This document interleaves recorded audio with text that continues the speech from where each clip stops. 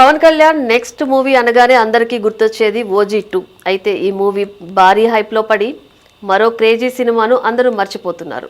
అదే సురేందర్ రెడ్డి ప్రాజెక్ట్. నిజానికి పవన్ కళ్యాణ్ సురేందర్ రెడ్డి కాంబినేషన్లో మూవీ అనౌన్స్మెంట్ ఎప్పుడో 5 ఏళ్ల క్రితం వచ్చింది. ఆ తర్వాత పవన్ నుండి 5 సినిమాలు వచ్చాయి.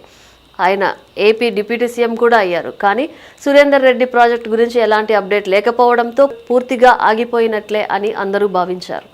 ఇక అందరూ సురేందర్ రెడ్డి ప్రాజెక్ట్ని మర్చిపోతున్న సమయంలో ఊహించిన విధంగా 2026 న్యూ ఇయర్కి ఈ ప్రాజెక్టు ఉంటుందని నిర్మాత రామ్ తాళ్ళూరి కొత్త అప్డేట్ ఇచ్చారు. పవర్ఫుల్ స్టోరీతో తెరకెక్కనున్న ఈ సినిమాలో పవన్ కళ్యాణ్ ఆర్మీ ఆఫీసర్గా కనిపిస్తారని కూడా ప్రచారం జరిగింది.